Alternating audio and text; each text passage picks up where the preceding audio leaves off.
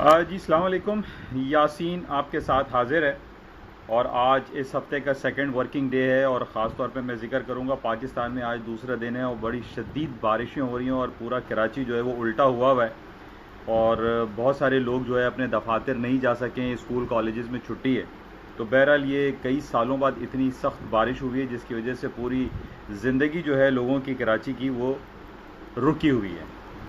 बहरहाल आज हफ्ते का दूसरा दिन है, बरोज़ मंगल, और इस महीने का ये सेकंड लास्ट डे है, यानी कल 31 जुलाई होगा, इस महीने का आखिरी दिन होगा। और उस आखिरी दिन में हमारे पास एक सबसे बड़ी इम्पॉर्टेंट जो ख़बर आने वाली है जिसका एक काफ़ी अरसे से इंतज़ार हो रहा है और वो है FOMC अमेरिका के इंटरेस्ट रेट का अनाउंसमेंट। इस अनाउंसमेंट के हवाले से पिछले तकरीबन 20-25 दिन से कह लीजिए कि एक डेढ़ महीने से, बल्कि मैं कहूँगा कि इस पे ये खबरें चल रही हैं कि अमेरिका अपना interest rate 25 basis point cut करेगा। अच्छा, इस कट करने के हवाले से सबसे ज़्यादा जो बातें हो रही हैं वो एक पॉलिटिकल इन्फ्लुएंस की बात हो रही है कि गवर्नमेंट लेवल पर ख़ास तौर पे मिस्टर प्रेसिडेंट जो डोनाल्ड ट्रंप हैं वो ये कह रहे हैं कि जनाब इंटरेस्ट रेट को बढ़ाना नहीं चाहिए, ना अनचेंज करना चाहिए, बल्कि more than 25 basis point cut करना चाहिए।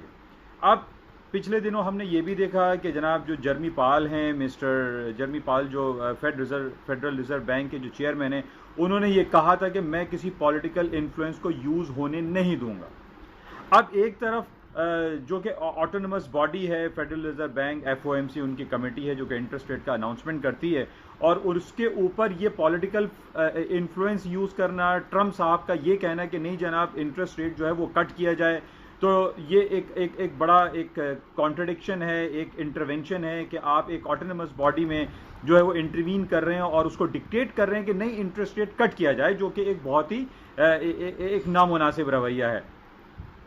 इस हवाले से बहरहाल अब हमें कल देखना पड़ेगा कि इंटरेस्ट रेट वाकई में 25 बेसिस पॉइंट कट होता है या 50 बेसिस पॉइंट कट होता है, क्योंकि 50 बेसिस पॉइंट ट्रम्प साहब की तरफ से ये पिछले दिनों बयान आया था कि मोर देन 25 बेसिस पॉइंट जो है इंटरेस्ट रेट कट होना चाहिए। तो अब हम इसी हवाले से देख रहे हैं कि इसी खबर पे, इसी पॉइंट पे ट्रम्प साहब के इस ट्वीट पे कह लीजिए कि ये बातें हो रही हैं कि इंटरेस्ट रेट आया 25 बेसिस पॉइंट कट होगा या 50 बेसिस पॉइंट कट होगा। बहरहाल इस पे पूरी दुनिया की निगाहें मरकूज हैं और कल इसका पता हमें ये चलेगा कि क्या वाकई interest rate 25 basis point cut होता है अकॉर्डिंग टू मिस्टर जर्मी पाल, या उनकी जो गवर्निंग बॉडी जो 9 मेंबर्स हैं उनके अकॉर्डिंगली कट होता है, या ट्रम्प साहब का इन्फ्लुएंस इसमें इस्तेमाल होता है। ये बड़ा इंपॉर्टेंट होगा कल, क्योंकि आफ्टर 10 ईयर्स यानी 10 साल के बाद अमेरिका इंटरेस्ट रेट कट करने जा रहा है, जो कि पूरी मार्केट के लिए बहुत ज़्यादा एक मैं समझता हूं कि भूचाल जैसी कैफियत भी हो सकती है, क्योंकि 10 साल से हम ये देख रहे थे अमेरिका का इंटरेस्ट रेट 0% पे था, फिर उसने इंटरेस्ट रेट जो है वो 25 basis point zero and less than 25 basis point पे किया, फिर लेस देन 50 बेसिस पॉइंट पे किया, फिर जनाब 75 बेसिस पॉइंट, फिर 1%, 2%, अभी 2.5% है। तो यानी पिछले 6-7 साल से तो हमने देखा कि इंटरेस्ट रेट बिल्कुल नियर जीरो पे था। अब जब 2.5% इंटरेस्ट रेट हो गया तो अब ये बातें हो रही है कि नहीं जनाब इंटरेस्ट रेट को कट किया जाए, क्योंकि इंटरेस्ट रेट के ही ऊपर पूरी दुनिया की स्टॉक मार्केट और पूरी दुनिया की जो करेंसी मार्केट है वो रिलाय करती है। बहरहाल इसको हमें कल बहुत ज़्यादा क्लोजली वॉच करना है। कल का दिन हमारे लिए बहुत इंपॉर्टेंट होगा, क्योंकि पूरी दुनिया की जो इकॉनमी है वो सेंट्रल बैंक के अनाउंसमेंट के ऊपर चलती है, चाहे वो पाकिस्तान का सेंट्रल बैंक हो, स्टेट बैंक ऑफ पाकिस्तान हो, या वो इंडिया का बैंक हो, या ऑस्ट्रेलियन सेंट्रल बैंक, यानी जितने भी सेंट्रल बैंक होते हैं उनकी पॉलिसी मेकिंग या पॉलिसी अनाउंसमेंट पर ही स्टॉक मार्केट और पूरी दुनिया की स्टॉक मार्केट जो है वो मुंसलिक रहती है। तो बहरहाल कल हमें यह देखना है कि वो इंटरेस्ट रेट के हवाले से क्या खबरें होती हैं जिसका मार्केट बहुत शिद्दत से इंतजार कर रही है। बहरहाल ये तो मैंने आपको कल की बात बता दी, क्योंकि कल भी मैं इस हवाले से जो भी रिपोर्ट्स मेरे पास आएंगी मैं आपके साथ शेयर करूंगा इंशाल्लाह। और आज हमारे पास जो सबसे बड़ी इंपॉर्टेंट रिपोर्ट जो लेट नाइट आने वाली है रात को 1 बजे MOC पे, मार्केट ऑन क्लोज पे, और वो दुनिया की सबसे बड़ी कंपनी जिसको हम एप्पल आईफोन कहते हैं, ये वो कंपनी है जिसने पूरी दुनिया का एक नया ट्रेंड सेटर्स कह लीजिए, जिसने पहली बार पूरी दुनिया में एक नया ट्रेंड बैठाया, नया रिकॉर्ड बनाया, एक नया बेंचमार्क, एक नया माइलस्टोन कवर किया, and it was the $1 trillion club. यानी अमेरिका की ये वो वाहिद पहली कंपनी है जिसने अपने मार्केट कैपिटलाइजेशन के हवाले से 1000 अरब डॉलर के बेंचमार्क को क्रॉस किया। यानी 1000 अरब dollar it equals to 1 trillion dollar, 1T यानी 1 ट्रिलियन डॉलर क्लब। उसके बाद Amazon.com आया, फिर अल्फाबेट गूगल आ गई, फिर फेसबुक, माइक्रोसॉफ्ट। ये 5-6 कंपनीज ऐसी हैं जो पूरी दुनिया की 5000 अरब डॉलर के फंड को मैनेज करते हैं। इट्स अ बिग अमाउंट, यानी 5 अरब या 6 ट्रिलियन डॉलर, 5 अरब, मोर देन 5000, 5000 बिलियन डॉलर इसके ज्यादा का फंड मैनेज करती हैं ये 5 और 6 कंपनी, जिसको फैंग ग्रुप भी कहा जाता है। तो अब आप ये समझ लीजिए कि 5000 अरब dollar, I am not talking about the rupees, 5000 या 6000 बिलियंस ऑफ डॉलर का फंड ये मैनेज करती हैं कंपनीज, और पूरी दुनिया को ये मूव कर देती हैं अगर इनकी जब रिपोर्ट्स आती हैं, जो अर्निंग रिपोर्ट्स आती हैं, अर्निंग फिगर्स होती हैं। आज रात को 1 बजे मार्केट क्लोजिंग के बाद एप्पल आईफोन की अर्निंग रिपोर्ट आएगी, जिसका मैं पिछले काफी अरसे से आपसे बयान कर रहा हूं, और ये मैं बताता चला जा रहा हूं कि ये 5-6 जो कंपनीज हैं, like alphabet, Google, Amazon, iPhone, Apple और आपका फेसबुक और माइक्रोसॉफ्ट, ये दुनिया की वो कंपनीज हैं जो पूरी दुनिया की इकोनॉमीज को चलाती हैं। यानी एक जमाने में, मैं अक्सर बच्चों से भी ये बात करता हूं कि एक जमाने में हम पढ़ते थे जनाब, वो टाटा स्टील इंडस्ट्री हो गई या सीमेंट सेक्टर हो गया या कोई कंस्ट्रक्शन कंपनी हो गई, वो बिलियंस डॉलर में या मिलियंस ऑफ डॉलर्स में काम आती थी या उनका अर्निंग रिपोर्ट्स आती थी। अब ये वो तमाम कंपनीज पीछे चली गई हैं। यानी अब आप ये सोचिए, ये जो हमारे हाथों में एक छोटा सा खिलौना है जिसको हम मोबाइल फोन, सेल फोन कहते हैं, इसने पूरी दुनिया को कैप्चर कर लिया है। यानी Amazon.com, यानी आप देख लीजिए कि जो ऑनलाइन शॉपिंग का सिलसिला है वो अमेजॉन पे चल रहा है, फिर माइक्रोसॉफ्ट उसके साथ असिस्ट करता है, फिर एप्पल आईफोन, जाहिर है वो एक हार्डवेयर है, उसके थ्रू वो तमाम चीजें होती हैं। फिर यानी आप ये समझ लीजिए कि पूरी दुनिया इस वक्त पूरी मोबाइल एंड कंप्यूटर इंडस्ट्री के अंडर में आ चुकी है। वो स्टील इंडस्ट्री, वो जनाब सीमेंट सेक्टर, वो तमाम कंपनीज पीछे रह गई। वो इलेक्ट्रिक पावर जनरेशन कंपनीज, उनकी अर्निंग में या उनकी मार्केट कैपिटलाइजेशन ट्रिलियन डॉलर में नहीं है। यानी ये हमारे लिए बड़ा इंपॉर्टेंट है इस बात को समझना कि ये जो कंप्यूटर और मोबाइल और सेल फोन हमारे पास है, ये कितने ज्यादा आगे चलते चले जा रहे हैं और पूरी दुनिया इसके अंडर में है, और हर बच्चे और हर इंसान के हाथ में ये मोबाइल है। बहरहाल आज रात को 11 बजे इसकी अर्निंग रिपोर्ट है, जो कि पूरी दुनिया इसका वेट करेगी, इसी तरीके से जैसे कल FOMC की रिपोर्ट है, और FOMC का इंतजार पिछले 1 महीने से किया जा रहा है। और इसकी अहमियत इसलिए ज्यादा हो गई है FOMC के, क्योंकि इसमें ट्रंप साहब अपना इंटरवेंशन कर रहे हैं, अपना इन्फ्लुएंस यूज करने की कोशिश कर रहे हैं, और फेडरल रिजर्व बैंक के जो गवर्निंग बॉडीज हैं वो इसके खिलाफ हैं, और वो ये कह रहे हैं कि हम किसी पॉलिटिकल इन्फ्लुएंस को यूज होने नहीं देंगे। बहरहाल अभी जो सिलसिला चल रहा है उसमें हम ये देख रहे हैं कि आज सबसे इंपॉर्टेंट, मैं चलें वो स्टर्लिंग की बात मैं कर रहा था, उससे पहले मैं आपको बताता चलूँ कि हमारे पास जो इम्पोर्टेंट, जो आज यूरोपियन मार्केट की जो इम्पोर्टेंट न्यूज़ है, वो एक सोनी, आपका जापान की जो मार्केट है, सोनी का बहुत अच्छा रिजल्ट आया, 18% उसके शेयर वैल्यूज बढ़ गए हैं, और उसके बढ़ने की वजह जो है वो इमेज सेंसर बिजनेस है, जो कि बहुत ज़्यादा प्रमोट हुआ है। इमेज सेंसर बिजनेस की वजह से सोनी का रेट बहुत बढ़ गया है, जो कि जापान की कंपनी है। लेकिन जो निगेटिव खबर हमारे पास आ रही है वो लफ्थांसा की है, और जो कि जर्मन एयरलाइन है, उसके स्टॉक मार्केट थोड़ी सी डाउन हुई है। इसी तरीके से नेगेटिव खबर जो है वो फ्रेंच इकॉनमी है, जिसकी ग्रोथ जो है 0.3 से 0.2% डाउन हो गई है। तो फ्रांस की इकॉनमी डाउन हुई है। दूसरी तरफ हम हांगकांग का जो मसला देख रहे हैं कि हांगकांग में जो बहुत ज़्यादा प्रोटेस्ट हो रहा है, और वहाँ पर लोग सड़कों पर निकले हुए हैं, क्योंकि पिछले दिनों वहाँ पर एक एक्सट्रेडिशन लॉ जो है वो अनाउंस किया गया था चाइना की तरफ से, और चाइना ने ये कहा था कि जब हांगकांग में जो गलत किस्म का काम कर रहे हैं, जो क्रिमिनल एक्टिविटीज जो लोग करते हैं, उनको बीजिंग जो है वो एक्स्ट्राडाइट कर दिया जाएगा, यानी हांगकांग से उठाकर उनको बीजिंग में लेकर जाया जाएगा।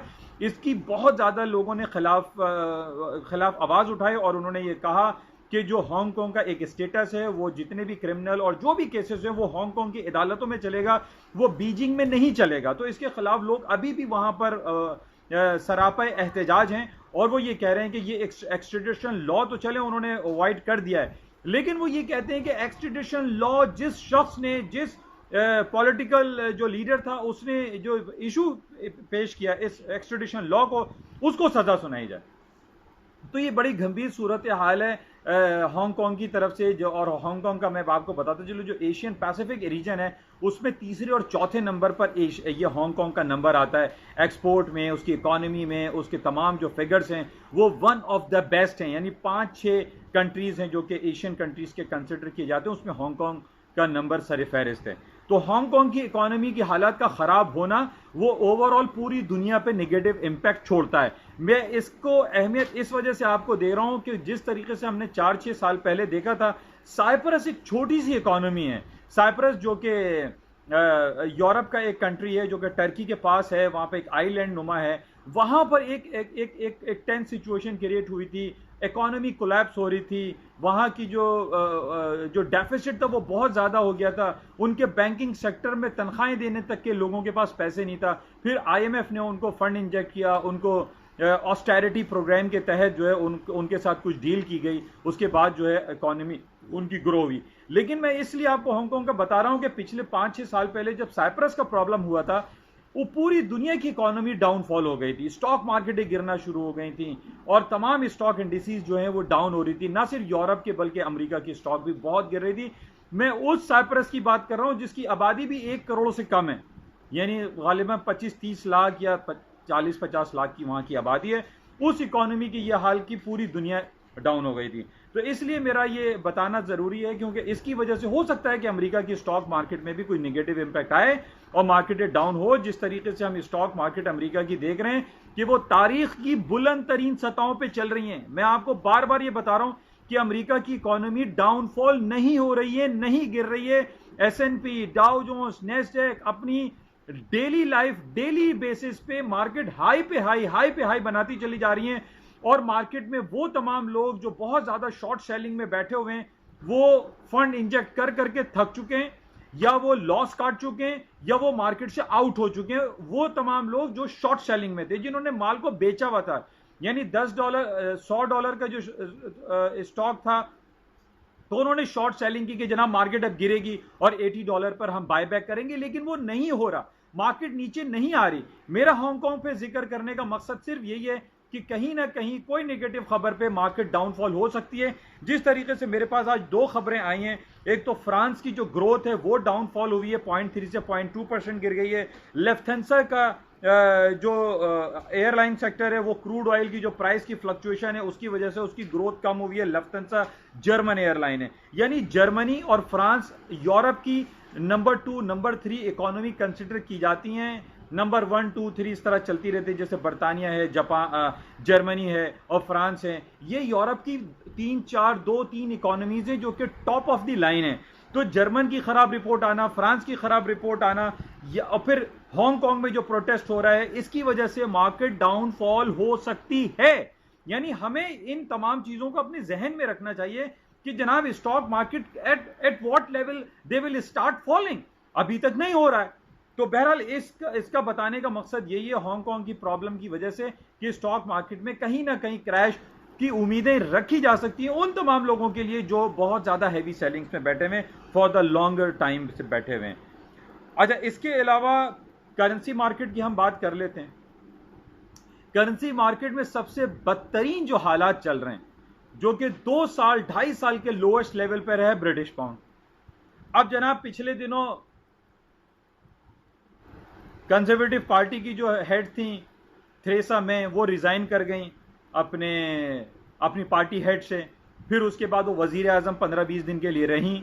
उसके साथ साथ पैरेलल बोरिस जॉनसन जो है, हालांकि पाकिस्तान के एक जावेद साहब का भी नाम आ रहा था कि जनाब वो भी वजीर आजम वहां के बन सकते हैं, लेकिन वो पीछे हो गए। बोरिस जॉनसन वहां के वजीर आजम मुंतखब हो गए, लेबर उनके जो कंजर्वेटिव पार्टी है उसके हेड भी बन गए। अब जनाब जिस दिन जीते लोगों के जहन में यह आया कि जनाब स्टर्लिंग की मार्केट बहुत ऊपर चली जाएगी, उल्टा हो गया।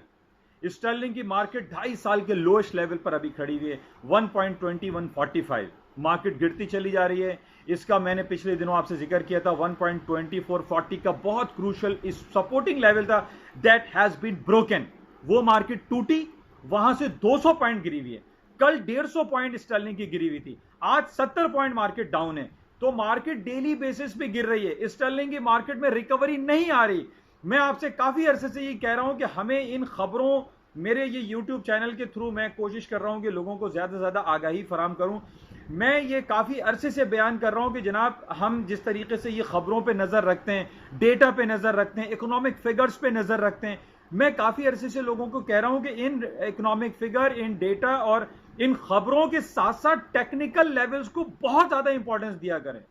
मार्केट में सिर्फ टेक्निकल लेवल्स ऐसे हैं जो कि आपको प्रॉफिट भी बताएंगे, आपका रिस्क रिवॉर्ड रेशो भी आपको बताएंगे कि जनाब कितना प्रॉफिट गेन करना है और कितना जो है आपको लॉस कवर करना है। तो अब अगर हम ये खबरें देखते रहें कि जनाब वो बोरिस जॉनसन जीत गया, अब वो ऊपर चली जाएगी मार्केट, नहीं हो रहा। मार्केट उसके बरक्स चल रही है, क्योंकि ब्रिटिश पाउंड की खबरें ये चल रही हैं कि वो बरतानिया से जो 46 ईयर्स ऑफ मैरिज है, एक राब्ता था, एक लिंक था, वो टूट जाएगा, वो खत्म हो जाएगा और बरतानिया तन्हाई का शिकार होगा। पिछले दिनों भी मैंने आपसे ये कहा था कि जापान ने सबसे पहले ये कहा था कि अगर बरतानिया यूरोपियन यूनियन से अलहदा हुआ, जो 28 मुमालिक का एक यूनियन है जो बैक इन 1973 में क्रिएट हुआ था बिकॉज ऑफ एक कॉमन मार्केट इंटरेस्ट की वजह से, वो अगर टूट गया तो शिराजा बिखर जाएगा। बरतानिया निकला, जर्मनी कहेगा मैं भी निकलूंगा, फ्रांस कहेगा मैं भी निकलूंगा, ऑस्ट्रेलिया कहेगा मैं भी निकलूंगा, तो यूरोपियन यूनियन तो खत्म हो गया। तो इस वजह से मैं काफी अरसे से आपको कह रहा हूं कि बरतानिया का निकलना ये पूरा शैटर कर देगा, मार्केट को बिल्कुल डाउन कर देगा। और इस वक्त सिर्फ एक ही करेंसी हायर साइड पे जा रही है, दैट इज डॉलर इंडेक्स। आप देख रहे हैं, मैंने कल भी आपसे ये कहा था कि 9780 का लेवल था, क्रूशल रेजिस्टेंस लेवल था। मैं आपको टेक्निकल चार्ट भी शेयर करूंगा इंशाल्लाह। तो वो वहां से वो 98, अभी डॉलर इंडेक्स 9810 9820 चल रहा है, जबकि 2440 का जो स्टर्लिंग ने लेवल तोड़ा वो वहां से 2150 हो गया, यानी 200 पॉइंट स्टर्लिंग की मार्केट टूट चुकी है। तो मैं आपसे यही जिक्र कर रहा हूं, इन हालात व वाकयात को मद्देनजर रखते हुए टेक्निकल चार्ट्स को बहुत ज्यादा क्लोजली वॉच किया करें। अगर नहीं आप देख सकते तो मुझे आप कॉल करके भी पूछ सकते हैं। मेरे YouTube चैनल को सब्सक्राइब करके आप बहुत सारी चीज़ों का फ़ायदा इंशाल्लाह उठाएंगे। ये आज मेरा दूसरा दिन है और मैं सिर्फ आपसे यही कोशिश कर रहा हूं और आपसे ये मेरी रिक्वेस्ट भी है कि आप इस YouTube चैनल को, जो कि मेरा IMFA के नाम से है, international financial market analyst Sheikh Mohammad Yasin, इसको सब्सक्राइब करें, लाइक करें और शेयर करें। इससे कहीं ना कहीं देखें आपको फ़ायदा नहीं होगा तो किसी और को फ़ायदा होगा। यानी बहुत सारी चीज़ें ऐसी होती हैं जो कि बाज़ लोग, अक्सर मेरी बात होती है तो वो अंग्रेज़ी में जो सारे क्लिप आते हैं, ज़ाहिर है वो CNN पे है या BBC पे है या investing.com पे है या मार्केट वॉच पे है, वो लोगों को बाज़ वक्त क्लियरली समझ में नहीं आता। आज मेरी ज़िंदगी के 23 साल गुजर गए इसी मार्केट में रहते रहते, तो बहुत सारी चीज़ें शायद मुझे कुछ पता होता है तो मैं आप लोगों के साथ शेयर कर लेता हूँ। पहले मैं वॉइस कमेंट्री आप लोगों को डाल रहा था, अब मैंने ही कोशिश की है कि YouTube चैनल के थ्रू जो है आपके साथ एक शेयर करूं और बहुत सारी चीज़ें जो मार्केट के हवाले से है वो आपके साथ राब्ते में रहूं। तो बहरहाल ये सूरत हाल है इस वक्त मार्केट की। इस वक्त यूरोप की तमाम मार्केटें खुल चुकी हैं। 11 बजे फुटसी खुलता है लंदन और 12 बजे तमाम फ्रांस, जर्मनी और ये तमाम यूरोप की मार्केटें खुल जाती हैं। 6:30 बजे अमेरिका की स्टॉक मार्केटें खुलती हैं। इंशाल्लाह आपसे राब्ते में रहेंगे और जो भी अगर आपको कोई क्वेरी हो, कुछ पूछना हो तो आप प्लीज़ मुझे कॉल कर सकते हैं। और मेरी सिर्फ आपसे ये रिक्वेस्ट होगी कि आप इस मेरे चैनल को सब्सक्राइब ज़रूर करें। Thank you.